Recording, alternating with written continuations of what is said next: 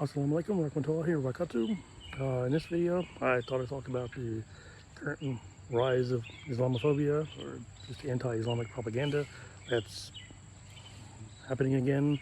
And one of the things is not just the war in Iran or with what's happening with our Palestinian brothers and sisters, as well as Rohingya and the Uyghurs, but one new thing that's happening, at least currently next month, there's a new movie called Run, Hide, Fight, Infidels, being put out by the Daily Wire.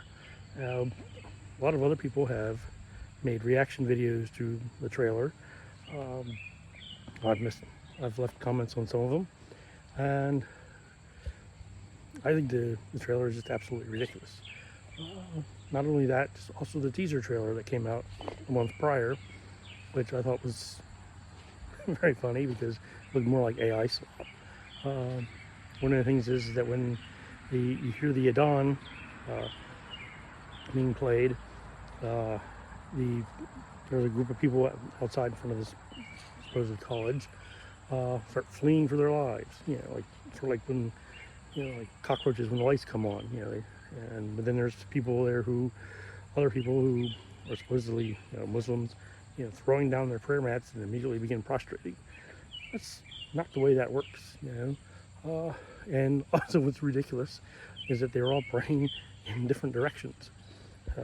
Clearly whoever put that trailer together doesn't really know much about Islam or even how we pray. I mean, all you have to do is just do a Google search, on what is the Adhan, how is Salat performed, if you want to at least try to add some credibility to your nonsense of propaganda. But even in the main trailer, when Jonathan Majors, now I don't really know all of what's going on, with him.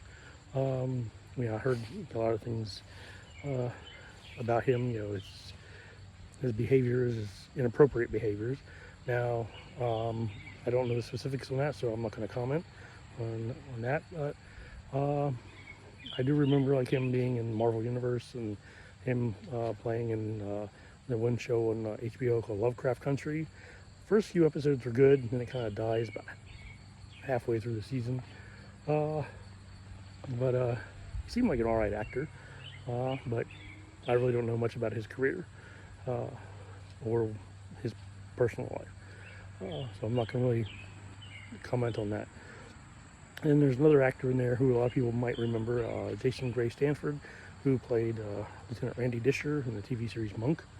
And then you had like some other guys who were supposedly, Muslims, who were apparently working or for or either members of Daesh, ISIL, ISIS, whatever you want to call them. They're not Muslims. Well, one of the reasons you can say that, I can say that, is because look at the vast majority of their victims. The overwhelming majority are other Muslims. They're not, vast majorities of other religious groups. Yes, there are some Christians and Jews, some Yazidis, and probably some other people as well, but the overwhelming majority are Muslims. Just like with Tamerlane, the vast majority of his victims were Muslim. So it's not a good thing that what they're doing. But yet, they're kind of like the go-to bad guy now for Hollywood. I mean, just like, after, the rise of that, German Austrian painter, and, his people get, his empire fell, and then they became the kind of go-to people for movies, ever since then, which they were some evil people, and they rightly deserve to be villainized forever. And then, of course, then with the rise of communism, you had, the Russians being the bad guys. And, well, communism is an evil and stupid ideology, and so, yeah, I understand, why they're always cast as the villains.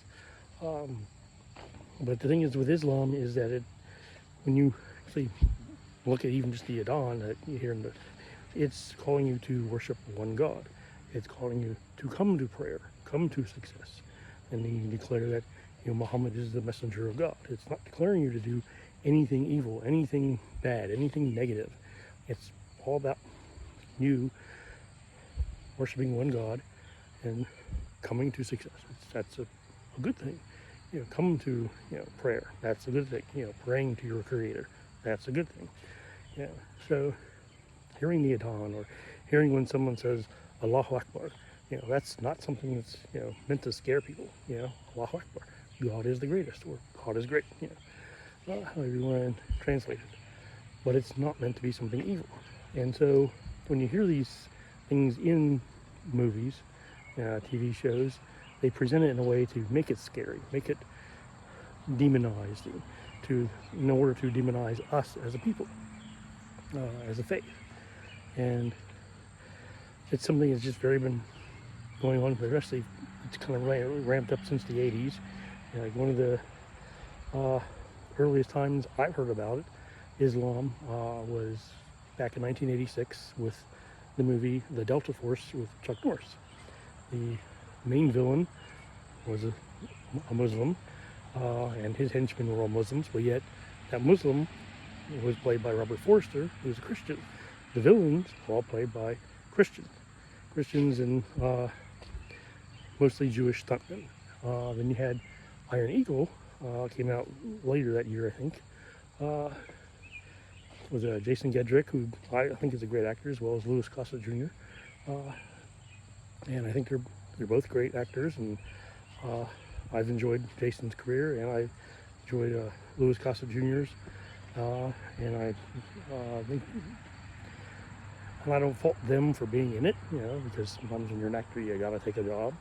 The same thing maybe with Jonathan Majors. That's why he did it, because he needs the money. I don't know. That's just speculation. But when you're doing a movie that's demonizing, like 2 billion people, you are, in a sense, propagating that, position. So it does fall on you sometimes because you become that representative, because that's what people see. They'll see, you are in this movie or in this TV show that shows hatred towards Muslims or any other religious group. And so you will become the kind of like target of people's, negativity. So that you have to be careful with the kind of roles you take. And one of the things, like even within the trailer of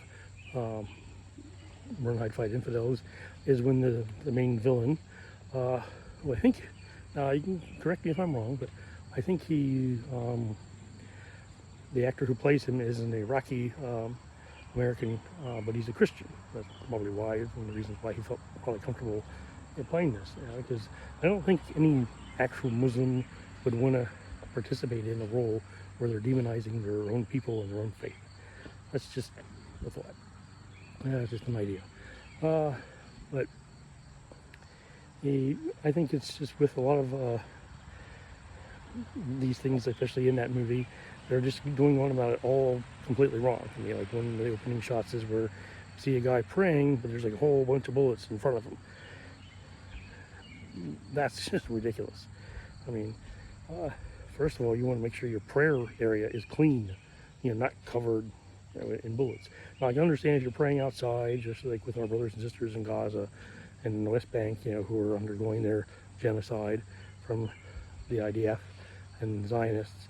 They have no choice but to pray, where they can. So I mean, things like that are permissible because you have no choice. But when you're doing something evil and you still make the choice to do the prayers, you're showing your hypocrisy in a sense. And it's like, a lot of the things, like one of the things that he says about women is like they're unclean, but yet you see in the next clip he's there touching a woman. It's like, well, if she's unclean, then why are you touching her?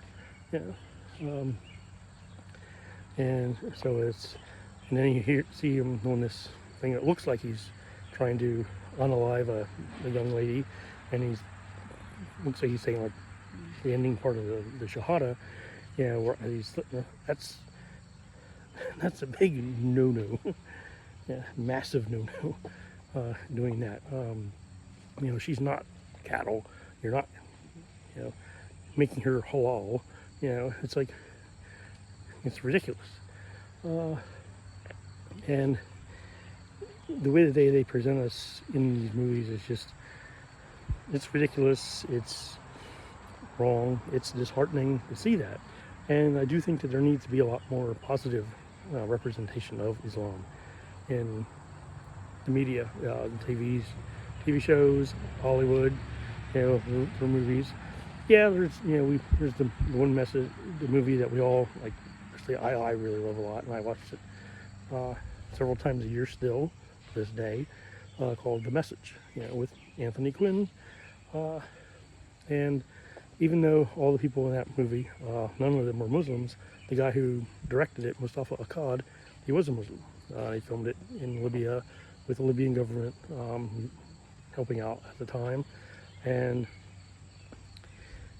even though the main actors who played at least the English translation of the movie were not Muslims, the Arabic version, which is about 3.5 hours long, all those people were done. Were done in Arabic, and they were Muslim.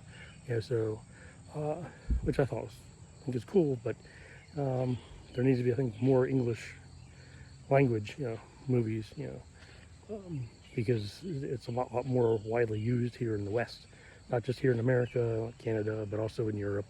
It's a lot easier to access something that's in English than it is to, in other languages. Just my thoughts. So, of course, then you did the movie Lion of the Desert a year later, which is really good, where Anthony Quinn played Omar Mukhtar, another good Muslim who fought against the fascist government of Italy at the time, Mussolini's dictatorship. But there does need more representation, and there's not a lot. Later, after I had converted to Islam, I came across some of the movies because with the internet becoming more widely available, as years went on. Months after I reverted back in '98, I came across the Sinbad movies, that were made like from the '40s through early '80s. A lot of them you can find nowadays on YouTube. You can get them on Blu-ray, DVD, always some streaming services. And those are fun movies, especially if you're a kid watching them. But the thing you get to be careful of is that they're done as fantasy movies. It's basically an Islamic interpretation, but it's a fanciful interpretation of Islam. They'll mention Allah, throughout some of those movies, but it's more as a passing thing. It's more of something exotic, esoteric. It's basically meant to be a fantasy, not real. So they're presenting the religion as something that's basically not real. But I do think those movies could be made today with a more Islamic tone and understanding. I mean, the Arabian Nights books are fun to read, but they are a Western interpretation of the Orientalism, from like the 17th and 1800s. So you have to really kind of take it with a grain of salt, but it's still entertaining movies, especially the Golden Voyage of Sinbad and the Seventh Voyage of Sinbad. Those are fun to watch, especially if you like a little bit of action and some special effects without AI. Because a lot of that was just all stop motion, with Ray Harryhausen doing all that. But there needs to be more of a positive representation. Now, yes, there are some nowadays, like for example in the TV series FBI, and I started watching that once I realized that when the actors who's in the main cast, Zico Zaki, he's an Egyptian American Muslim, and who plays an Egyptian American Muslim Army Ranger, who's now an FBI agent in the show. And so once I found that out, and I started watching. And also one of my other favorite actresses, Missy Peregrine, who I remember watching from the TV series Reaper, which is a fun show. You should check that out. I think you'd like that. It's very well written and entertaining. But when I found out that Brother Zico was in that, I started watching the whole show.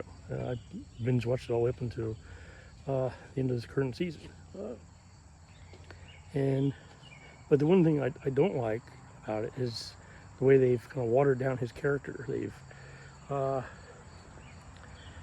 secularized him in a way to make it a more appealing to the American people. He drinks alcohol, not all the time, just occasionally, and he has relations with women, not frequently. It's more like once in a while. But they kind of have to slip it in there, I guess, to make him more comfortable, so other Americans can watch and see that oh, he's a good Muslim because he's secularized. But he's a good actor. I like his work so far, and seen him in a few other things, but it's more like bit parts. Even like in the series 24 Legacy, he had a bit part in that. But that series, either the whole original run of the 24 series, whenever they had Muslims in that show, they were usually always the bad guy. And when they had a few good Muslims pop up, they'd end up getting them whacked early on, because they only wanted to portray the negative Muslims through most of the seasons. And then there is a series Rami. I haven't seen it, I'll be clear on that. I've only heard about it, but I have heard good things. And that's on Hulu. There's a few seasons of that. I'm not sure if it's still active or not, but you can give it a try, see if I like it. He also has made an animated series with Amazon Prime. It's a little more, I guess you could call it self-reflective humor, where it's, they're you take the stereotypes that people have of us Muslims and you poke fun at them, and it does make it a little bit humorous sometimes, and interesting stories as well in it. It's a very short season.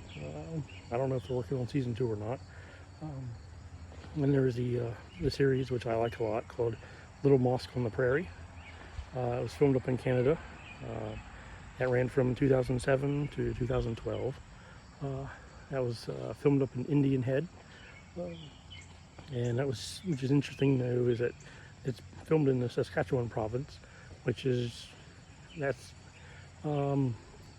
town was just about a little bit over an hour drive from Rouleau, Saskatchewan, where in my personal opinion, the best Canadian TV show ever made was, and that's called Corner Gas.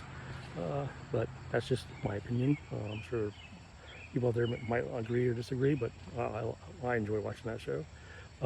Very wholesome entertainment. But with Little Mosque on the Prairie, which is also fun and entertaining and very educational, because it does help you, has one guy on there who's very anti-Islam, but you have other people in there who help him break down those stereotypes and explain to him why he's wrong about things on Islam, and they help. It's a comedy show, but it's also educational, and it's very family friendly. It pops up on Amazon Prime and Tubi occasionally. I think you can also watch it on YouTube, and I think Apple TV has it as well. But it is very wholesome.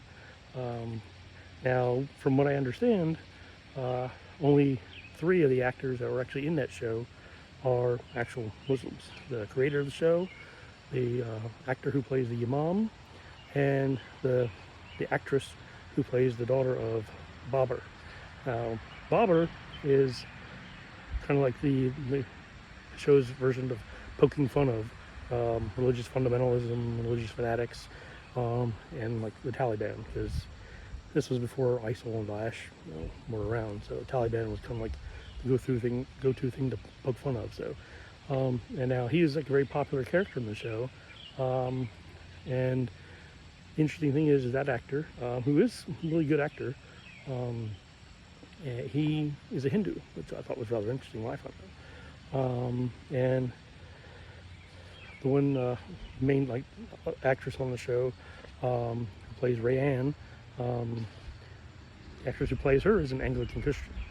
And the guy who plays her father, Yasser Hamoudi, I'm not sure what religion he is. I'm really clear on that. I think he's agnostic, but I'm not totally sure. I know he is married to Nazneen Contractor, who is very popular Zoroastrian. So maybe he's that. I don't know. I don't want to, say he is something that he's not. So that's just speculative on my part. But overall, the show is fun to watch if you can get a hold of it, especially on DVD or Blu-ray if it ever comes out on that.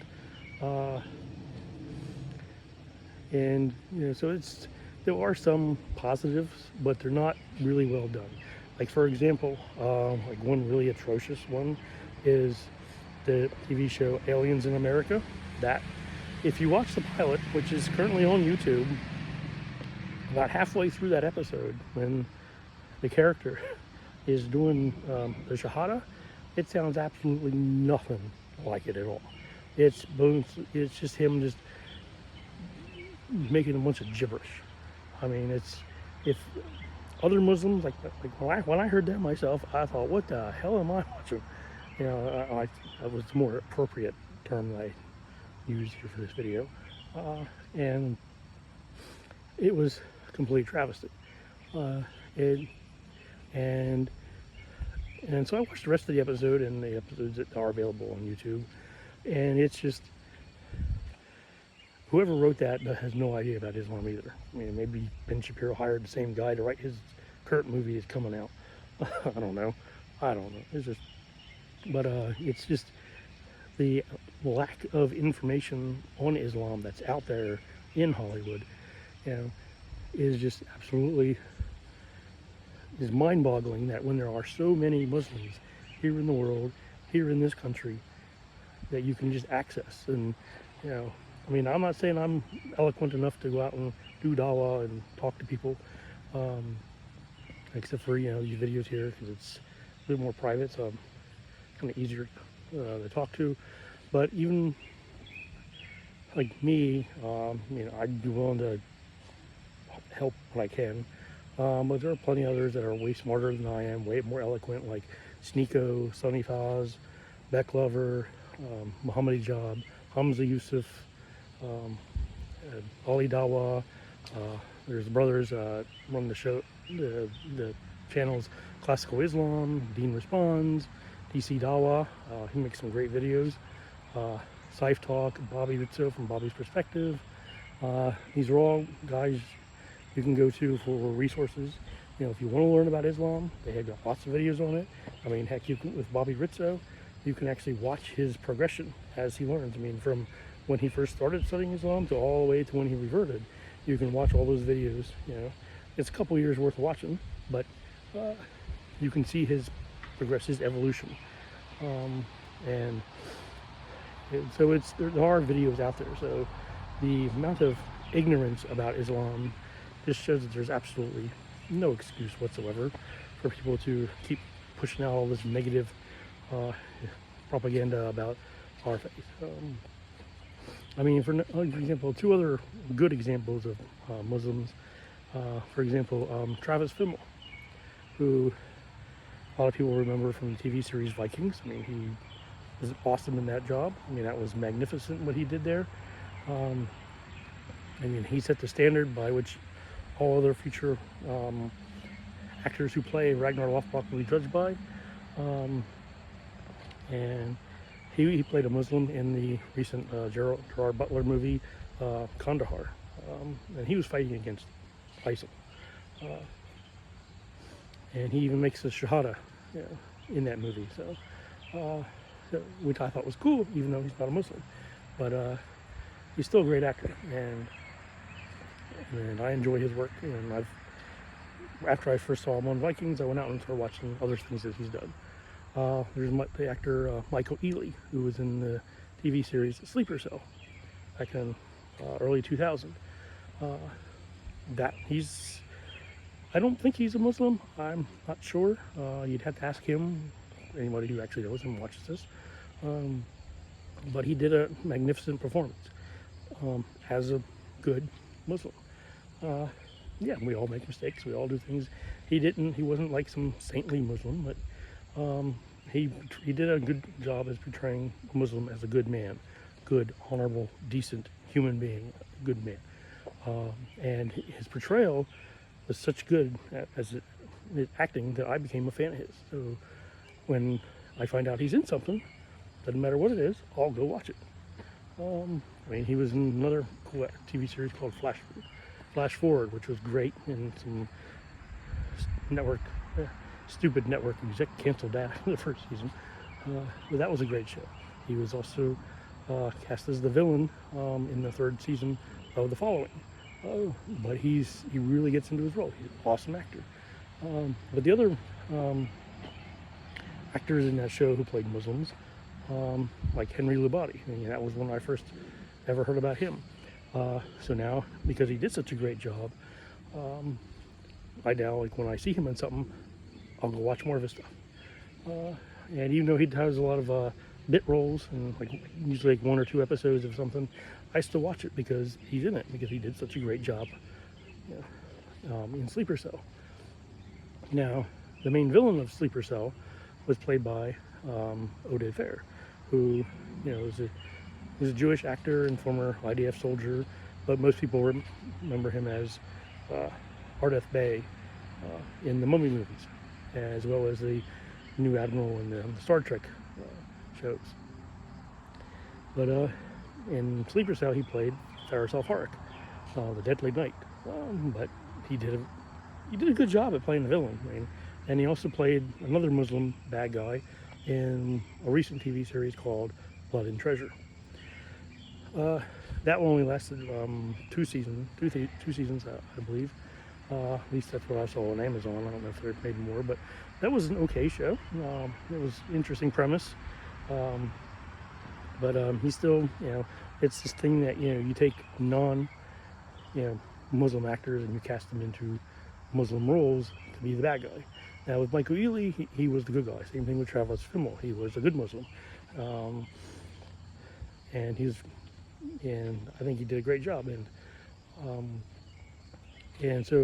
there are other shows such as, for example, like the Netflix movie Mosul, which is very well done. That was filmed in, I think Morocco, could have been Spain, but I'm not sure. But that was very well done. I've watched it a few times, and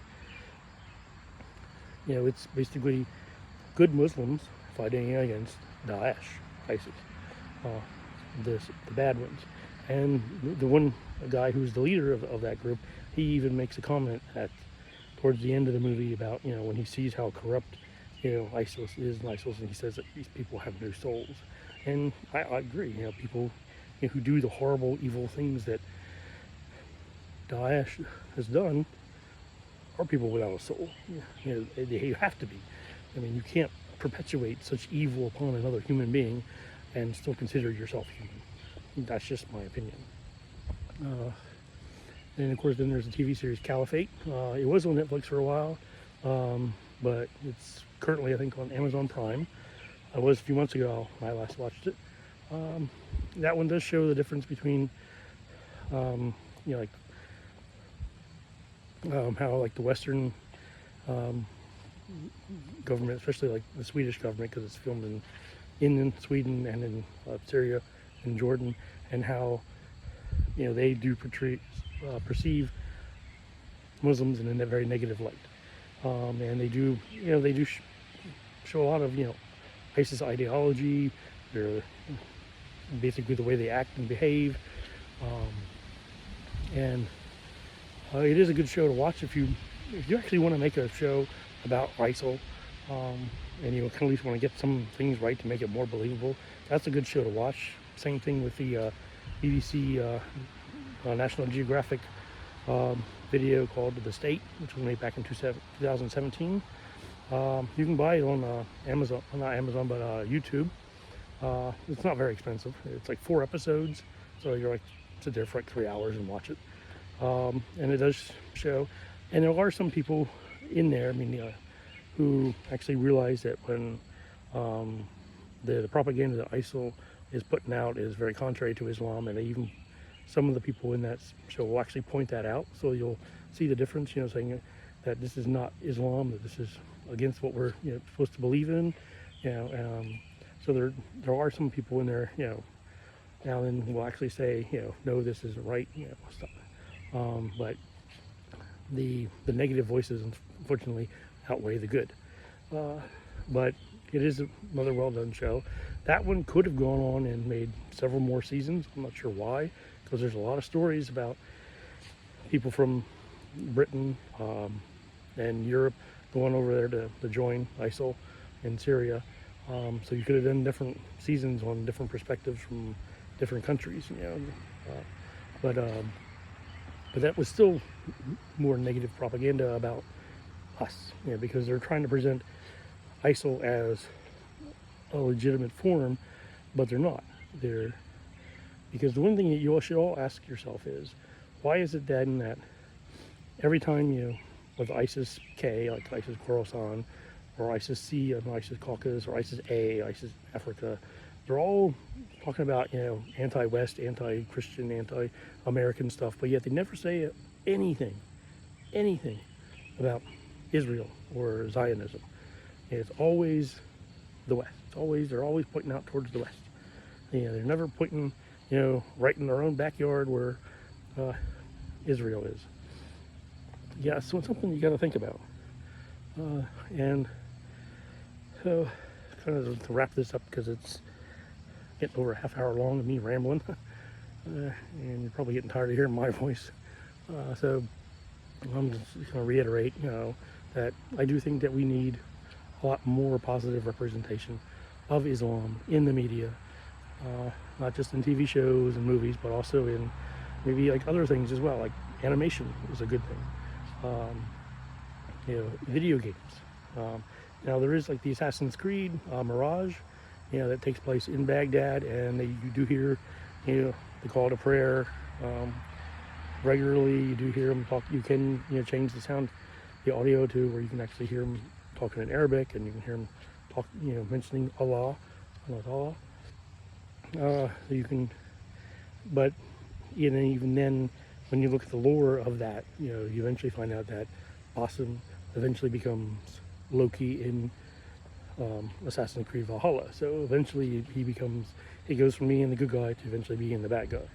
So even though it starts out as positive, it eventually ends in a negative light.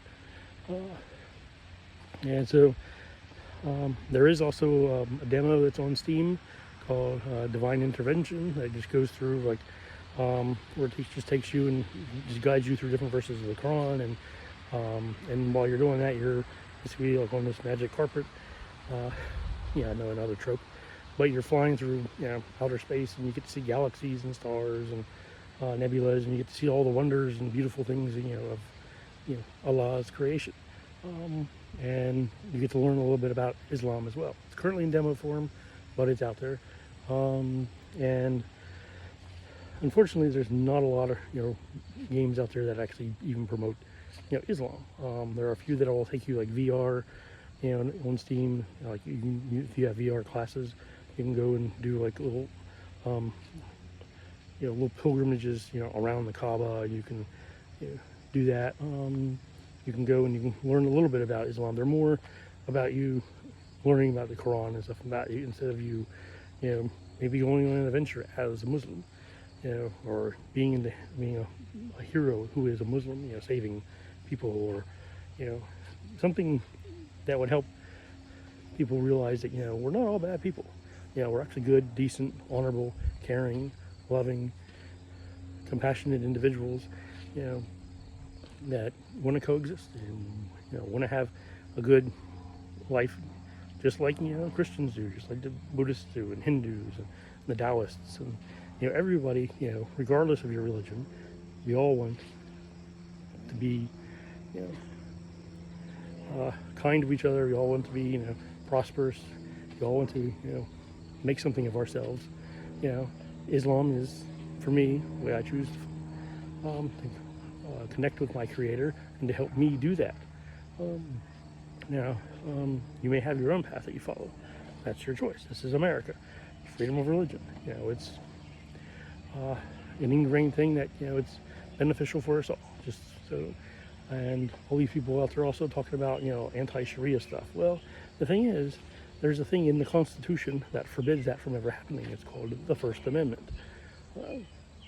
And so, and also, even if you did implement Sharia somewhere, it's not really a bad thing. I mean, look at Malaysia, look at Indonesia. They have parts of their law based on Sharia, and they're thriving countries. And also, the largest, you know, collection of Muslims in the world are in Southeast Asia, in Indonesia, in Malaysia. So, and they're thriving. And so, ultimately, just to wrap this up, you know, I'm just hoping that somebody out there who pays attention to this and has actually listened long enough, you know, to my whole rambling, is able to, you know, help find a way to create something or to help Islam, you know, be seen in a more positive light, be seen in, you know, a way that people can look at. And, you know, when someone says that they're a Muslim, they'll be like, oh, cool, you know, and they'll think that you're, you know, they'll think and know that you're a good man or you're a good woman, and you're a decent human being, that you're not the bad guy. So that when they see anti-Muslim propaganda like this current movie that's coming out, Run, Hide, Fight Infidels, they'll realize that it's the trash that it is. Because ultimately, I think that this movie, Run, Hide, Fight Infidels, is going to flop. Why? Because it's currently only being released on the Daily Wire platform. Therefore, only people who subscribe to Daily Wire will be able to see it. And unless you pirate it, and no, I am not suggesting or supporting any like criminal activity. So I'm not doing that. So that's disclaimer, whatever you want to call it. I'm not telling people to do that. And, you know, it's basically, when you look at the synopsis of the film, it's basically just a cheap Die Hard at a college film, you know. And ultimately, I think it'll fail. This is like, I think, the Daily Wire's last-ditch effort to stay relevant, you know, because they lost most of their subscribers once Candace Owens and Brett Cooper left, and dealing with the financial fallout of the debacle of Jeremy Boring's Pendragon cycle, you know, because that costs a ridiculous amount of money to make just 7 episodes several years ago, and they're not filming anymore, from what I understand. So it's a complete waste of money. And of course, then you got like Michael Knowles, who's more of a yes man for Ben Shapiro, and that Jordan Peterson. Well, he's just become a joke over the last few years. So, and the only thing that's really holding the Daily Wire together is, in my opinion, Matt Walsh. Once he goes, the whole thing just crumbles, because he's the only thing, I think, keeping that together. I mean, I don't agree with him on everything.